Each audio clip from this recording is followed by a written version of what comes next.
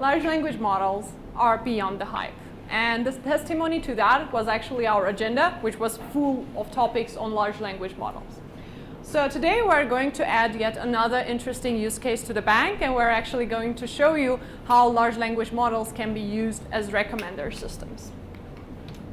So here is the agenda. I'm not going to reread it to you because I'm pretty sure all of us can read from the slide, but I want to summarize that when you leave this room, I want to take with you 3 points. First one is understanding the foundations of recommender systems.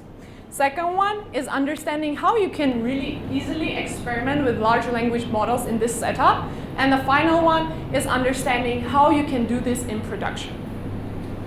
Should we quickly introduce ourselves, maybe? Yes.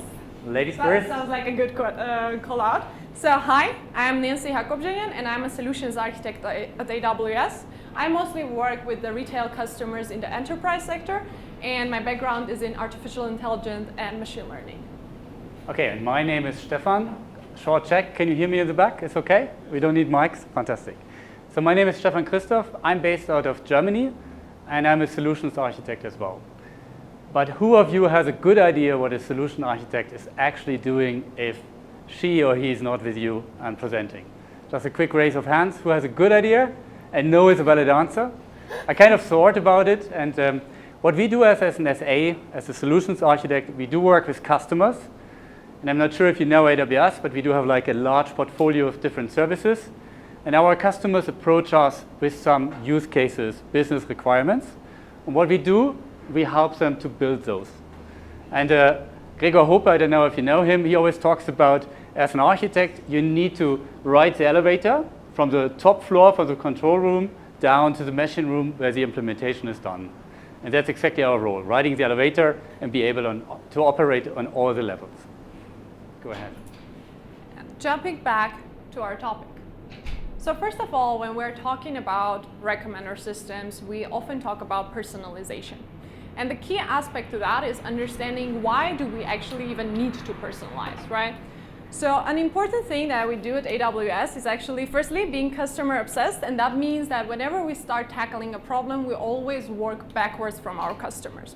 So what do is that we actually get to know our customer, get to know their needs and the problems that they are facing, and start working backwards from it. So of course, personalization is an important topic, and as we can see from 2 data points that we have gathered here, our customers, like your end customers, do care about personalization. We can see that 78% of the customers are actually more likely to favor organizations or companies that are personalizing. And we can also see that it's a big factor on the first-time purchases. And whereas we're here focusing on purchases, on revenue, it's important to keep in mind that personalization is a long-term journey. This is not about just a short-term boost in your revenue, but it is actually about building like good, long-lasting relationships with your customers where they are turning it into brand loyalty. So I see my customers using personalization in a lot of places.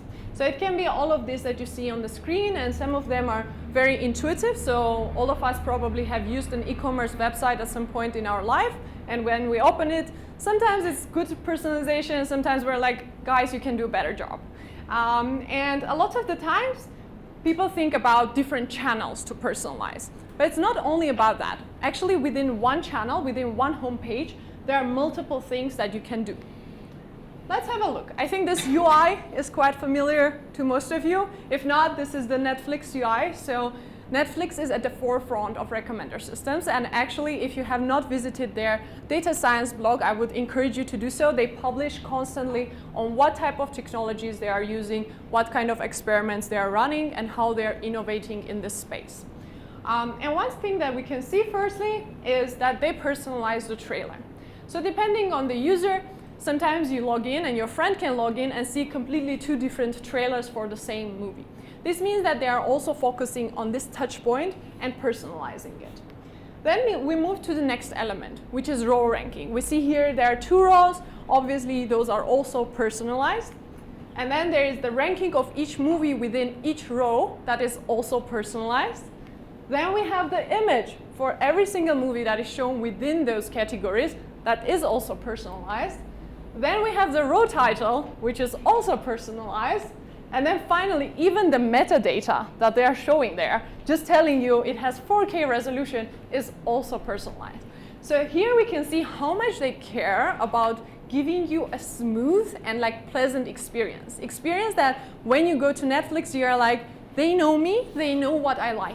And this is what makes us return, because then we don't have to do extra steps in clicking things or like searching for things and struggling with that everlasting problem of what do I watch today? Because somehow Netflix knows it better than us. And I kept saying personalization, recommender systems. So I want to give you a little small tour in what are recommender systems. So we are all like kind of baseline when I say all traditional recommender systems, then you know what I refer to. So starting off in 90s, they all actually started with very basic personalization. So what they were doing, they were actually matching users to users and items to items. So it was very basic, like similarity, and they were basically doing just, let's say, distance calculation between items and their similarities. And that evolved slowly to singular value decomposition. And this is a very fancy word. You don't have to exactly know what it does, but it deals with sparse data, which is very often found in recommender systems. So what means sparse data is that we have one user, let's say Nancy or Stefan, who is interacting. If we're super avid users of Netflix, maybe 4 times a week we're watching something.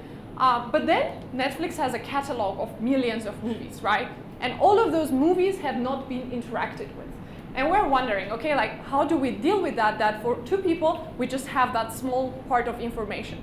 So that is what SVD is helping us deal with. Then we slowly started moving with factorization machines. What factorization machines are doing are actually combining not only the item to item and user to user, but also the metadata and the features related to it. So they start doing some pairwise combinations with them. And then we went to the very well-known deep neural networks. I'm not going to give you a talk on what's a deep neural network because that's another 45 minutes on its own. But let's just say those are like a bunch of neurons that are being fired up in different layers, and then you can choose and like how to uncover these more complex relationships in your data, right? So it's basically understanding intricate patterns. And then we move to causal inference. So a lot of the times we talk about correlation in machine learning, but there's also the question of causation. So we started exploring whether what we are recommending is actually causing any differences in our user behavior. So we tried to experiment. So causal inference is based on experimentation. So you try to do A/B tests, switchback tests, a lot of different kind of experimental tests to uncover what is the causal effect of our recommendations on the user behavior. And then in 2022, we started diving into something new. We started diving into large language model-based recommenders. Of course, there is a question mark in the end of that because maybe in 10 years, this would be as conventional as like factorization machines, for example, in the space of recommender system, but it's quite new. So today we are going to talk a little bit about it and understand what are the advantages that we can harness from it and what are the limitations. So I kept saying, okay, the history is clear. What about looking at a little bit of an architecture here? So what we can see is that without overcomplicating it, it's just a funnel, right? It's a funnel that filters out items and products for us. And in the end of the day, it just gives us, let's say, 5 to 10 items that we want for a particular user to be recommended. And as we can see here, we do some like matching, pre-ranking, ranking, and then re-ranking. This can be done either with a single model from the beginning to the end, or it can be actually divided as some of the tasks may be taken over by another algorithm. To do this kind of intricate manipulations, you of course need to know what you're doing. So please don't start like putting a lot of things together and just hoping it works. But yeah, essentially this is how a traditional recommender system looks like. So it seems like Netflix is doing quite fine, recommender systems are doing quite fine, but it all seems perfect until it isn't. As with any technology, any solution, recommender systems have their flaws. And one of the flaws is the cold start problem. So what is a cold start problem? Essentially, when you have a new user or a new item being added to your catalog or your user base, your machine has no clue what to recommend to this user and what to do with this product. So what it does is that it's a bit stuck. So there is, of course, some workarounds around it. You can put some segmentation logic in there. You can add another like prediction model that can help you segment the users and get more information about it. But still, overall, this is a prevalent topic and an issue for recommender systems. The second topic is that it doesn't have knowledge about this implicit behavior of our users. For example, it may be that I'm browsing something when I'm commuting to home, like I'm on a train and I'm just spending my time there. Maybe I'm not really interested in purchasing anything and I'm just doing, like dumb scrolling. But recommender system doesn't know that because it doesn't have any context and it doesn't have the reasoning ability of like, okay, what's happening here? What's happening in this scenario and what can I deduce from this? Because it just operates within this data that you're providing to it. So I'm here giving you all the problems, but unfortunately I don't have the solutions. So Stefan, do you have any solutions? You must be kidding, right? You give like a beautiful introduction and then you leave all the big problems with me. But I don't know, who of you has been in this session of Mikhail just before? Like raise of hand? Just a few of those. I think you might come out a little bit de-illusionized, right? But obviously the golden answer in 2024 is let's take an LLM, right? They will help us, they will solve all our problems, it will be easy peasy, straightforward. And while I'm joking about it, at least it's a valid proposition, right? So let's think about it. And why do we think it might make sense? First of all, I think I don't need to tell you, but LLMs are trained on large amount of data. So basically everything which is on the internet, off the internet, whatever they can grab, the models are trained from there. So there is some kind of world model in the large language models. They have seen a lot of things. And if you think about personalizing or recommending items, products, services to people, context can really help, right? Nancy just mentioned the system does not know that I'm on a commute. But if you can cater in this kind of information, what do people do on commute, it might be helpful. The other thing is large language models operate on language. That's why they're named language models. And if you think about if you have a product catalog, for example, a lot of the metadata is actually language. It's text, descriptions, metadata. So it might be a good idea to use something like an LLM, which has some kind of an understanding of language to help us with our recommendations. And last but not least, although Mikhail showed that there are definitely still limits to what they can do, but we have seen large language models successfully navigating larger contexts. So if we can provide more context in the hope to improve our recommendations, large language models might be a good idea. So let's test it. But if you want to test it, and we always have the resources of the paper on the bottom, so we are not researchers, so all the research we are presenting is not made by ourselves. This one is collaborative large language models for recommender systems. I might miss mentioning one or the other paper. It's not on purpose, but it's still written there. And the idea, you read it from the bottom to the top, right? If you think about, let's say, take the Netflix example, what they do have, they have a catalog of videos. They have a catalog of users, and they do have some knowledge around what users have been doing in the past. So these are the users and the items. But if you want to represent it to a large language model, you need to find a language representation, because large language models are operating on language. So you put in a prompt and you expect a result. And one of the issues is if you do a representation like in this simple example where a user has bought a computer and the user we do now is a computer scientist, if you write it down like in the example, it's difficult to ensure that the large language model picks up the right semantics. Because this user1_1 might be broken in different tokens. If I put in something like a user 100, what does it mean? Maybe this user is 100 times more demanding or whatever this model will understand. So we need to think about how we do the encoding. There are different approaches. It could be either you use hard prompting, so it's a prompting we all do, or you introduce new tokens, that's soft prompting, where you kind of reserve specific new tokens to represent those entities. And then you formulate a natural language query, send it to the large language model, and hopefully you retrieve a good recommendation. Right, in this case, okay, based on all of the knowledge, maybe the user really needs to have a mouse. Who of you is computer scientist? How of you use mouse? Keyboard? So maybe it's not the best recommendation in this case, but at least it's a recommendation. And I think you get the idea what the challenge is ahead.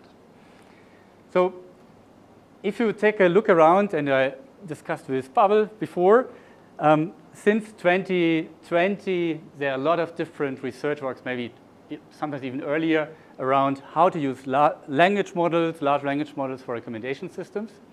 If you want to get a complete overview, this talk is too short, but this paper is really giving you a good categorization. And as this diagram, I think, is not readable, unless I need new glasses and you can see it, we broke out some of the elements. And if you see, large language models can be used in different ways. So they can be used across different domains. They're even off-the-shelf LLMs, which are specifically trained and fine-tuned for this task. If you are aware of the different ways of recommending, so they are available for sequential, conversational, personalized recommendations, knowledge graphs, and many, many more. So there's a huge landscape, but we only got 45 minutes. So what we did is we took one of those models, which is a P5 model, which I always forget the name, is starting with pre-train, personalized prompts, and then you take okay, something like that, P5. It's basically based on T5. Some of you have most likely seen T5. Basically what they took is like a training snapshot and started from there, so they didn't start from scratch. And they built based on different data sets. We will see more about which data sets are used. And what they reached with that, they fulfilled a number of different tasks in the personalization recommendation domain. So you can do sequential recommendations, you can do rating predictions, you can explain your generation. That's also good. So you can ask the model, why do you recommend this item in this case? It's super, super helpful also for your business counterparts. It does summarize reviews. Why is that helpful? Because actually most of you, at least most of the humans, don't really fond of reading. So they really want to have something sharp, so summarization can help, and it can also do direct recommendation. Now, if you take this kind of research papers or any other work and you want to build on top of it, oftentimes this is where the real difficulty starts. How do I fit it on my laptop? How do I get it running? How do I debug it? And things like that. And as you played a hardball to me, so show us how that works. So actually, I'm going to show you now a live demo, and we will just cover what is the basics of it and just give you some ideas. If the demo gods are with me today, then it runs smoothly. If not, well. But so far, I'm very happy with internet in Armenia. I'm not sure, have any of you been in Germany? Internet quality? Exactly. It's from the previous age. Yeah. I think our ex-chancellor, she always said it's a new area. All right, so what do we have here? Here we are in Hugging Face. Or for those of you who don't know what's Hugging Face, that's a platform where you have models where you can customize them, deploy them, and collaborate. And they also have good partnership with AWS, so you can actually deploy a lot of the stuff, and we can see how that works in real life. So right now, Stefan talked about P5. So P5 is trained on these data sets of Amazon reviews. So it's the US reviews. Like, it's a huge data set. It's very, very big. If you ever plan to work with it, then bear in mind you have to do a lot of like parsing of the JSONs, which is always super fun. And then we have the Yelp review data set as well. And then what we can see that here we have different models, right? So what they did actually, they took it and segmented it into different domains in order to also later try out how it works cross-domain, right? So what we did actually for this one, we used the P5 sports-based model. And instantly what you can point out, there is like two options for you to train and deploy. So in case you want to use this model like as a base and use your own custom data set, then you can go with training, and you can see here how neatly it integrates with SageMaker. It even provides you some code, so you don't have to chat GPT it. So there, yes. What is this SageMaker thingy? Yes, Amazon SageMaker. Oh, who knows what Amazon SageMaker is? Look at that. deserves an explanation.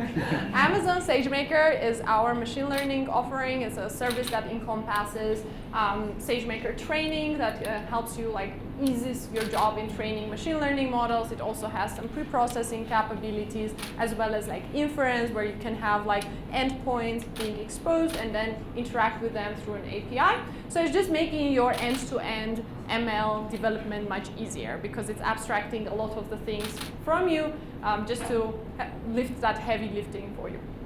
And what we did for this one, we actually went with deploy option. So what we did is here we used exactly this script that is provided here that we will see right now in a Jupyter Lab environment. And before Stefan cuts me and says, Nancy, explain what is Jupyter Lab to people. So this is an environment within SageMaker Studio that you can have just Jupyter notebooks. And these notebooks have associated instance sizes connected to it that you can configure. And you can manage the access to multiple of your team members, and you can use this environment to work. I think most of you are familiar with the Python Jupyter notebook. Who of you have worked with it previously? Yeah, see. This time, I don't have to explain this too much. So what we can see here is the deployment of the model. So it was exactly the code that we saw on Hugging Face. And here, we're just putting some permissions. We're just defining some instance sizes necessary for us to deploy this as an endpoint, obviously. And then we have a couple of options, right? So Stefan said that there's multiple tasks that P5 is tackling, right? And I chose 3 of them, not all of them, the ones that are more tightly connected to generating recommendations. So essentially what we have here, we have an object that is called predict, which is how you interact with this API, right? And then you just provide the input in actually a natural language, as you can see. So the first one is asking basically what star rating the user would give to this item. So this is one way of proving that, and we see that the generated text is 3.9. So that's the assumption that our recommender system is making, or in this case, we can say recommendation. Then we have a sequential recommender. Actually, in this case, we're providing a purchase history. So we're saying this person bought or viewed this, and that. What would be the next thing that they interact with? And then finally, we have some direct recommender. In this case, we're just saying, here's a list of items. Just give me the best one that matches this user. So it's basically one-to-one personalization that we're doing in this case. Let us go back to our setup, and I just quickly show you the overview of this. Of course, it's very simple, right? What we just had the Hugging Face that had all the model necessary information. It had all the endpoints, checkpoints, everything was saved already there, so a pre-trained model. And then what we did, we actually deployed it on Amazon SageMaker, and we interacted with all of it through an Amazon SageMaker node.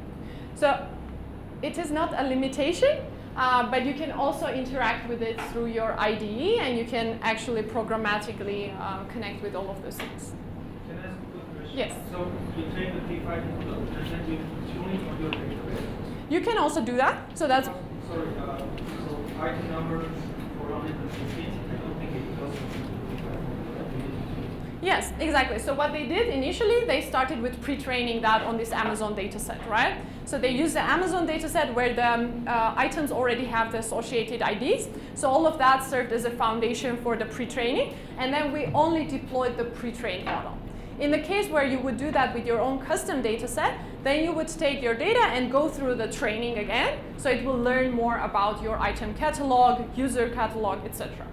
So here, this is a very basic setup, and probably a lot of you are thinking okay, Nancy, this is very fun to play around, an experiment, just show my friends that I can do cool stuff with LLMs, but what about the real deal, right?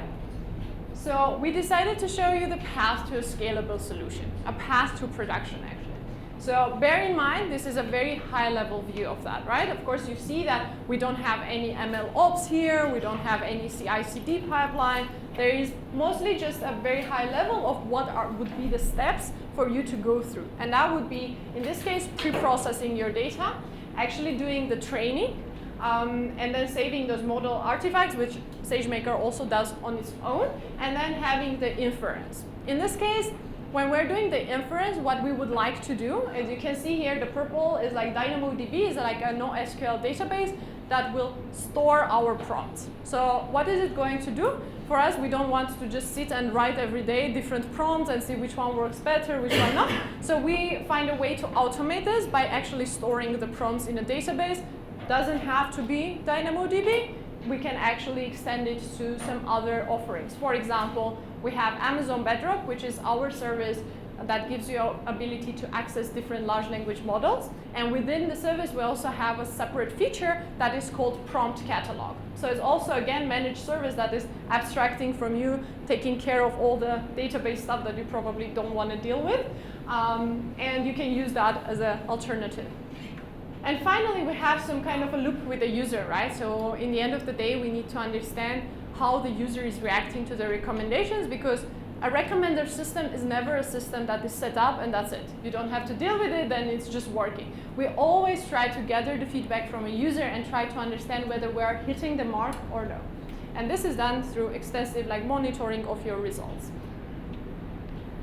So of course, this was not everything, because you understand that LLM Ops is another, again, topic on its own. But here we provided for you a QR code to one of the workshops that we have on AWS that gives you ability to do hands-on labs. So I will quickly go and show you how that would look like. So here you can see that you have different labs on registering the models, fine-tuning them, deploying them, how all of that works, and it's very much guided. So you have a lot of the steps that are explained in detail for you on how to do these things. And of course, along with that, this is not the only workshop that we have. So for general information, if you are having any questions on oh, there's a new AWS service and I want to do something with it, but I don't know where to start, then you can always go to AWS workshops and you just type in. You can see here that we have some categories, right? AI, ML, etc. So you will most probably find a workshop there, and I think that it's extremely valuable to get the hands-on experience, right? To try things on your own, to see where it's easy, where it's hard, what are the things that you need to configure, and what are the things that you have to think in advance about. Yeah. In order to run those workshops, you just need an AWS account. The workshops will also tell you what is the cost, and I give you some time to take a photo of the QR. That's one way of running it. Another way, also we as SAs do run those workshops with customers. So if you get an interest to do that, I personally think it's so much more valuable than listening to talks and looking at slides, because there you do your own experience. You see what's working and what is breaking, and what Nancy just demoed very fast. Actually, it's incredible, because you just deployed the model on one big instance. You could even deploy it with the same API call on multiple instances. It's super cool. I think now everybody took one. I think we share the slides also. Yeah. And so there were a lot of areas to consider, right? There was data manipulation, there was training, there was inference, there's A/B experiments and evaluation. And you're like, Nancy, it's too much. And I get it. So that's why what we have decided to do is organize and structure everything for yourself in a little organized bookshelf, So we're going to actually go through each of those stages and give you a good overview, so that when you leave, you at least have a good high-level overview of how to start things, what are the things to consider. So firstly, we go on rethinking how we use data. So when we are thinking about large language model instead of recommender systems, the traditional ones at least, we have to think a lot about textual data, right? Because this is one of the advantages that Stefan mentioned. Language grounding is cool, they understand things better. So we need to really focus on that, utilizing our textual data. In essence, a lot of the companies that we see, at least the retail sector, have a lot of information on product descriptions, user reviews, user profiles. Even some of them have information of direct interaction of the users, like cutting a ticket to the support or having a conversation with your support agent. Those are all the things that you can actually incorporate. The second one is that you can actually go with a hybrid approach. So you can mix and match collaborative filtering methods with large language models. And I'm just giving a teaser here, so I'm not going to go super deep into that. And then the natural language chat is an interesting thing that we have implemented in Amazon. And I'm not sure, how many of you have heard about Amazon Rufus? Okay. It's not a fair question because it's not available in Armenia, but So Amazon Rufus essentially is giving you a possibility to interact with Amazon storefront with a conversational manner. So imagine I'm just telling it, instead of the e-commerce search bar that we all know how to interact with, because we're always trying to think what keywords should we use in order for it to give us better results. Instead of that, I'm just going there and saying, hey, I'm an amateur coffee maker and I really want to find, a coffee machine that suits me.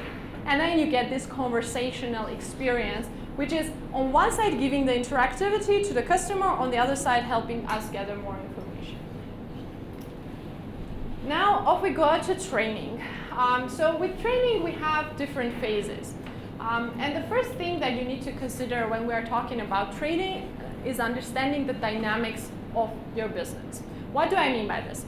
So we talked a lot about item catalogs and we talked a lot about the users. So what can we do is that for us to have a better idea how often we need to retrain this model, how much we need to fine-tune it, then we need to have an idea of how much turnover we have on our items. So a turnover in this case would be 100,000 items being added daily, right? And then how would it know what to do with those new items? So apparently you need to do some kind of retraining in order for it to have enriched information about things.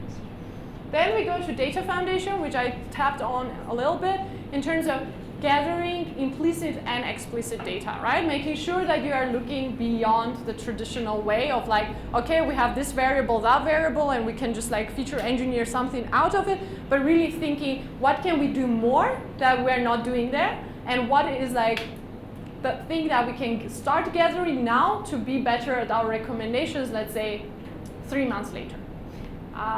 And then, of course, like measurement and automated monitoring. So for training metrics, we discussed Amazon SageMaker, and Amazon SageMaker happens to have a really tight and nice feature where when you are training, you can actually emit metrics and follow up. So in this case, it would be something like validation loss or whatever. You can actually track these metrics and alert yourself, right? And in one of the talks, we have discussed that it's very important to fail fast, right? In this case, you would know that something is going off, that your model is not actually gaining more information, so you would stop and try to reassess the situation.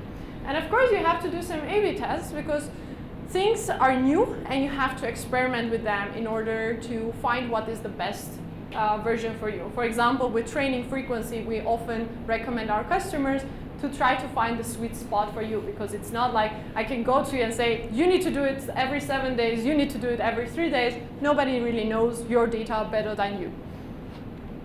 And finally, some of the large language models can actually work without tuning. So there can be some zero-shot performance, although I wouldn't put my bets on this because it's not like very precise. And of course, you cannot challenge the traditional recommender system if you already have one in place. Okay, it's me again. So, who of you has been deploying a large language model to a production system? Is it good fun? No. Why not? Too expensive compute. Compute is very expensive. They tend to be very large. It's very difficult. So, a lot of things. So, it always starts with model deployment. And to be honest, if you look back to 2023, a lot of our customers started building things, and oftentimes they approached us and then they wanted to hit production. Because it's really getting a little bit complicated with those large things, which need specific resources, GPUs, or like purpose-built hardware. So deploying those models is definitely a thing you need to think about. There are different kind of deployment models available.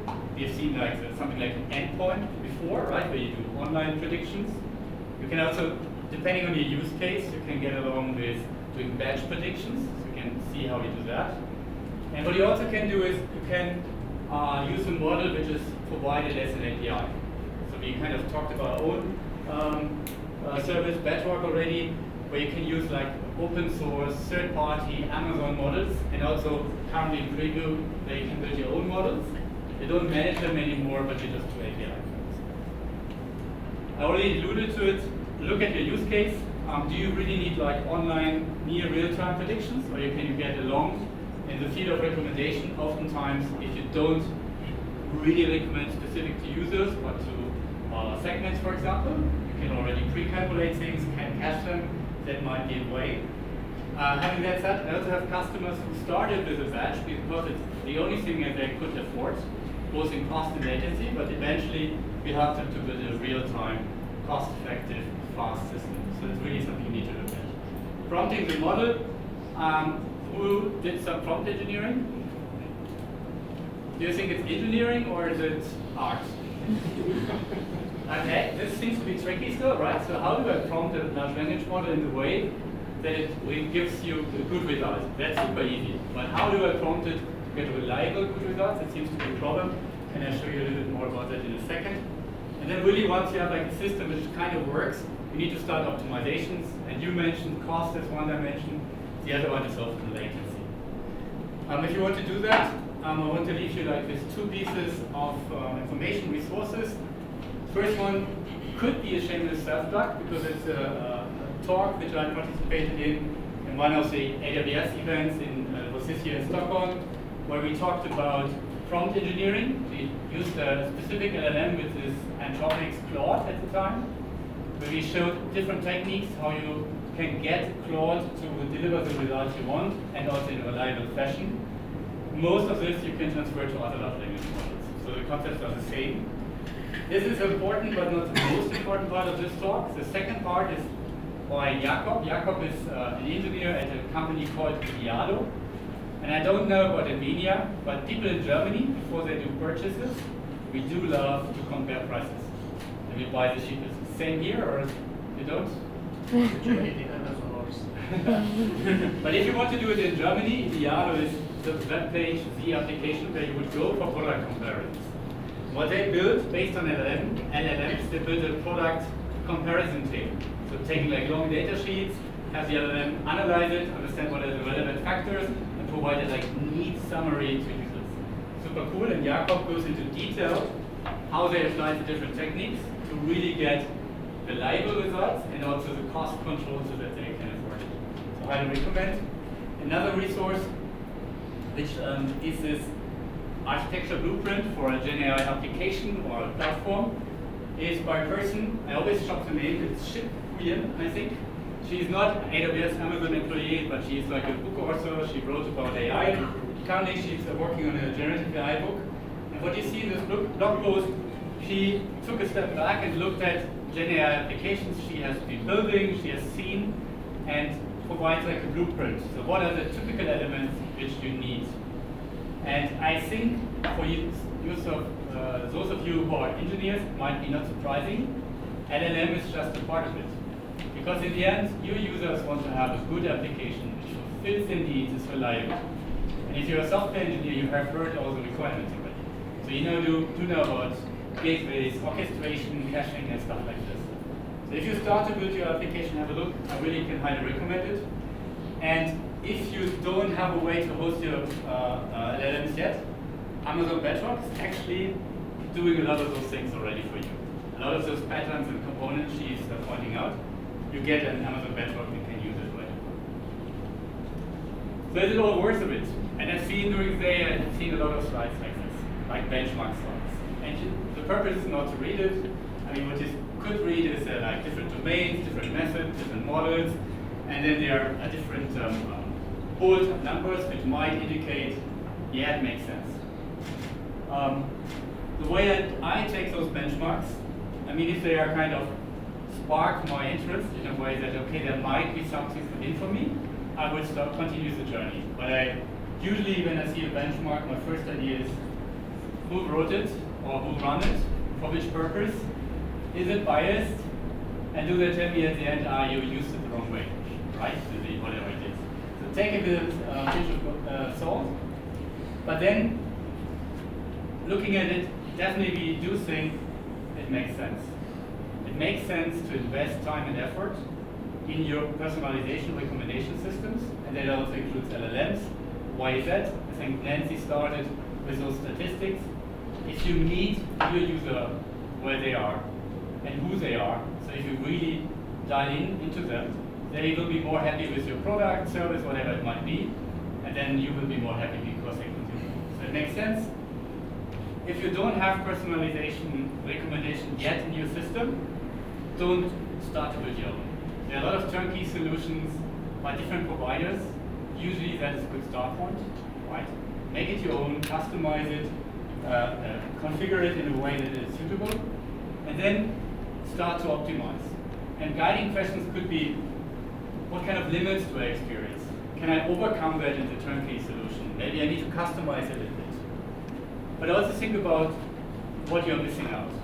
Who of you is a super active sports person? Not many? Who of you is wearing sneaker at this moment?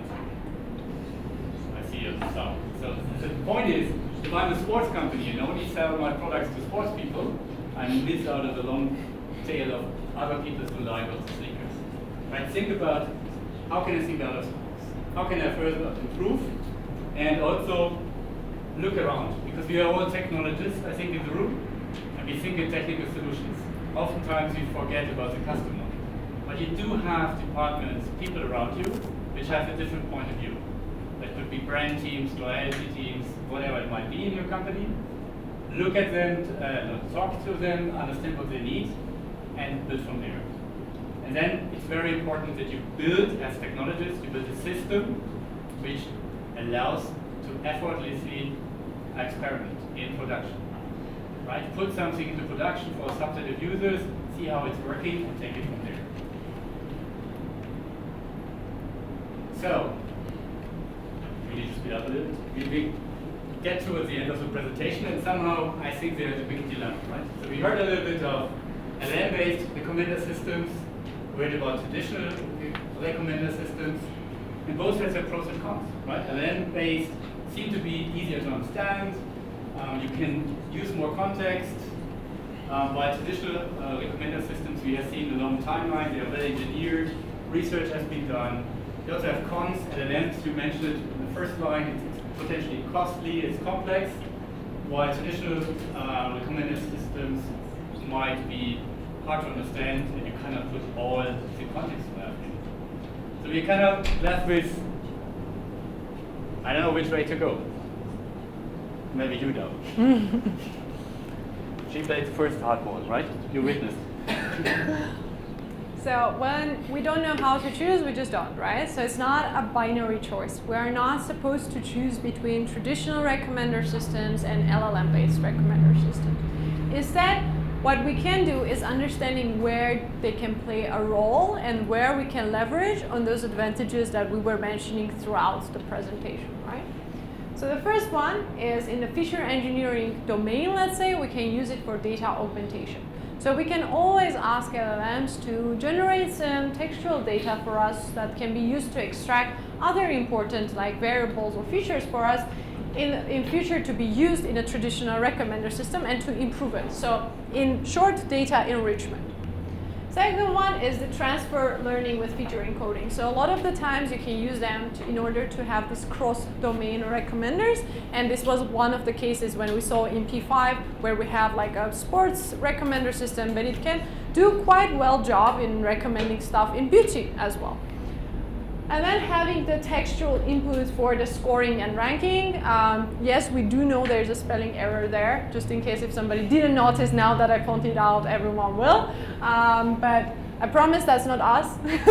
But the source you can see there, I'm just calling out the source, is the How Can Recommender Systems Benefit from Large Language Models? It's a survey that goes really deep into each of these stages.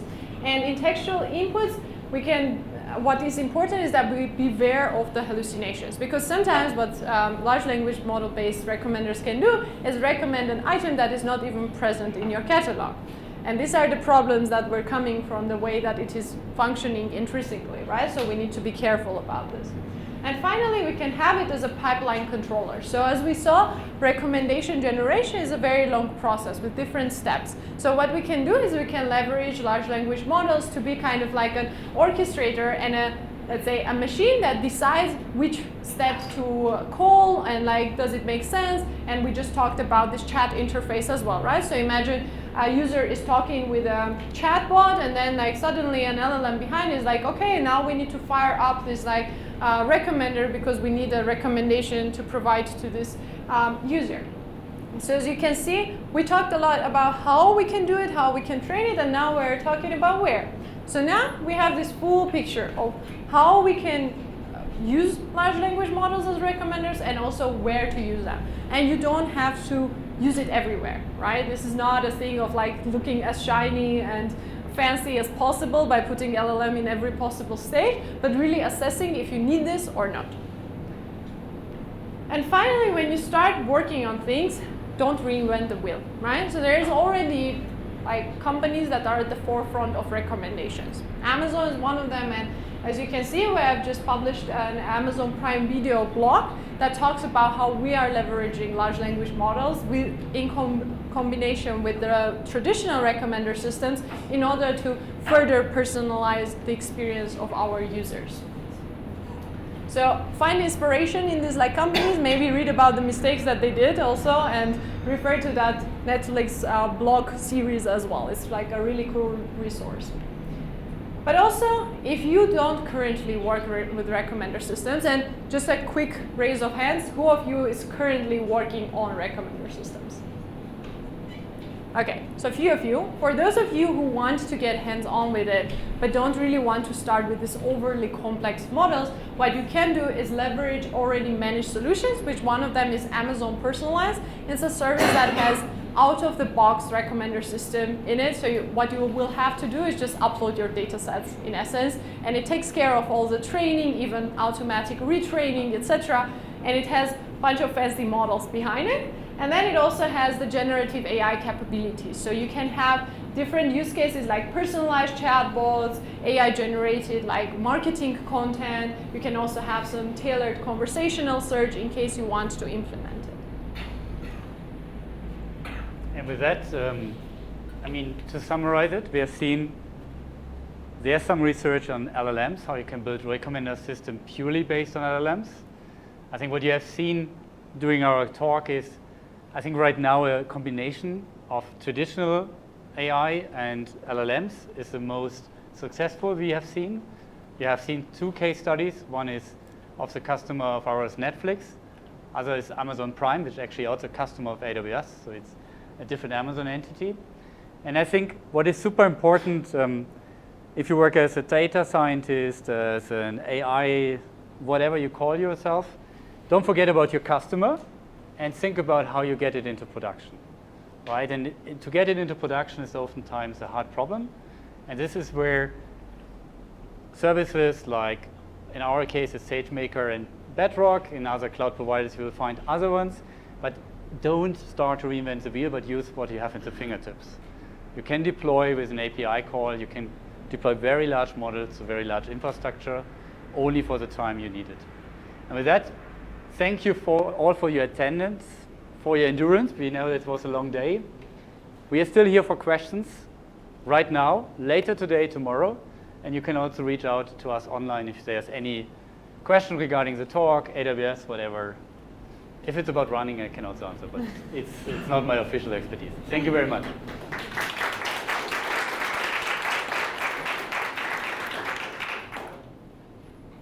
Any pressing questions? Yeah. Thanks a lot. Thanks a lot. The talk was really, really clear and cool. Actually, I would like to ask the following question. Which approach works better for cold start, like the traditional approach or the LLM-based approach? I say it really depends, right? Because it's always that answer. I'm sorry that it is always the answer of it depends, but as well, like, when we're emphasizing the experimentation, this is a crucial part of it, right? Because we see some customers are doing some segmentation logic on top of the cold, like their user base, to get more information and to battle the cold start. Some of the others are using like LLMs maybe to generate these segments. So it's even the output is the same, right? You in the end have segments, but those are 2 approaches on how you get those segments. So it really matters on, like, firstly, where you feel comfortable experimenting, right?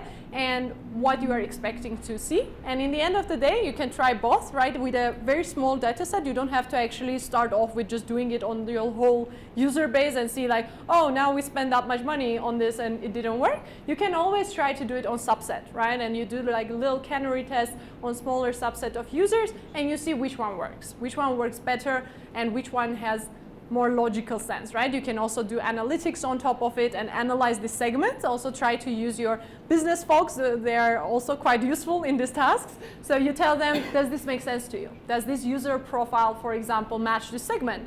Was it the segment that large language model generated or this other model? You know, and you try to understand which one makes more sense to you, to your domain. But if Stefan, you have something to add on that? Okay. I think latency is key on this approach. If you need small latency, it's classical approach that works better. Yeah, it really depends on that as well. Because maybe for some batch use cases are fine, then you have a bunch of time to generate segments, etc. But if you are really trying to do this in real time, then yes, you would care about the latency a lot. Yeah, Thank you you could. for the talk. I have two small questions. First, you already mentioned the combination of traditional LLM-based approaches. So I'm interested, like you showed the funnel, every ranking, and so on. So how many stages do LLMs take? All the stages or not? Because like the sense of context, the actual information, and so on. So it's the first question. The second is how do like LLMs with predictivity of the next token compare with RAGs for recommendation systems? Is it what? For RAG. Ah. You want to take it? From my personal observation, what I do see is for the pure recommendations, I would use classical recommender system as of today. Because if you think about it, if you train a large language model, like a very large model, just to do the recommendations, it's very difficult. And it's also difficult to understand how do you deal with changing product catalog, new customer interactions. So I would really, as of today, I personally, and you can say the opposite, and then we have like a good discussion here, I would stay with that. But really what you need to think about is how do you get the context into these recommender systems? And that's where LLMs can be a good utility to kind of understand the context, the textual context today. Maybe tomorrow you also want to talk about product images, videos, right? So we have multimodal models and things like that, so you can even further enrich it. And then LLMs are part of Gen AI, right? You can also generate things which are pleasing the customers. And Nancy walked through the Netflix experience. They already do it pre-Gen AI by just, I assume, some handmade generation. You can generate things which are really appealing to your users out of existing. And I think that's the way forward. And then you talked about RAG, like retrieval augmented generation. I also thought about it because the idea could be, we also saw it in Mikhail's talk, he kind of explained it. Basically, you always have the problem, you train a model, and this is a knowledge cutoff, and if there's something new you don't know about it, with RAG you can bring it in. I don't have really too much personal experience, but my personal feeling around it, it will be not sufficient to last a long time after knowledge cutoff, right? So you can maybe, like you do with traditional systems, you like train a model, then you have like a period of time where you add things on the fly. That could be a paradigm you can use. But I don't believe you train today, use a model the next year, and you do RAG. I don't see that working. Would be cool, like. I had the same idea, but I don't think so. Yeah, thank you for the talk. It was pretty interesting. I have a question. Nancy just highlighted the two problems of recommender system. The first one is cold start, when we do not have the feedback from the user for the recommendation, and it could be solved with LLMs when we have a description of the user and a description of the item, so we can find the match. And the second problem was about the lack of context of the feedback. So when you just example that you just in the underground and open the app just because you are bored. So I didn't get how this problem could be solved with LLMs. Could you explain it, please? Yeah, sure. So I think like one of the things that, for example, this kind of trends that we have, right? We are usually looking with traditional analytics. We try to see, okay, like when were the users active? Were they more active during commute time? Were they less active in the commute time? You know, and for example, I used to work in a mobility company, and we used to really try to identify these people who are like working people, and those are who are like young people who don't actually work, and they're just doing scooter rides for fun, right? And in this case, you really heavily relied on your analysts uncovering these trends. because you really had to have a person who's sitting and looking at that large data, creating dashboards out of it, and trying to understand, okay, what are the peak times? Do peak times make sense with that behavioral thing? Is it mapping somehow to the geographic location of the user? Is it maybe that they're in Germany, so they're not using, like, I don't know, taxis after 9 p.m. because they don't go anywhere? Or is it in Spain where they go everywhere even in 6 a.m.? So these kind of things heavily rely on actually the person that is analyzing. And it's a little bit also biased because, of course, like as a person, you have some knowledge of the world, right? And you are trying to map them with some user behavior that you are assuming. So LLMs can be doing the same, right? So they can actually look at the data and be like, oh, this user has this data points, and how can we make sense out of it? You know, I can say, create a story for me, for this user, and tell me who is this person. Tell me what is his user persona. And by using this, you can actually tailor all the other your items, like can be emails, can be your homepage for that user, etc., because you can extract this information. So it's kind of like having your personal analyst that can actually look at different data points and make a story out of it, right? Because you heavily depend on analysts usually to create these stories. So instead of having your personal analysts and just creating feature and just making feature engineering to the traditional recommender system, you just put the raw data in the LLMs. Okay, Yeah. got it. Thank you. So we have time for one more in-room question. You are the winner. Thanks for the interesting presentation. I would like to know whether you have transformer-based recommender system, like the ones that instead of next word prediction, you have next item prediction. Do you have such an offering? So we actually do have. So Amazon Personalized that I was talking about before, it has version 2 recipes, they are called. So those are more newer cutting edge recipes that we have, and they are actually leveraging transformer architecture behind the scenes. But of course, like, it's not that it's giving you the next best item, but it's just going to recommend the best item for that user. So it's essentially going to be the next best item, but just the item that is doing one-on-one personalization for a user by leveraging it. So you can have a look in just the service page. You would see, if you look for like custom version 2 recipes on Amazon Personalized, then you will find all the information. Okay, then thank you again for your time, for all the good questions. We are still around. Have a good afternoon. Thank you. Yeah.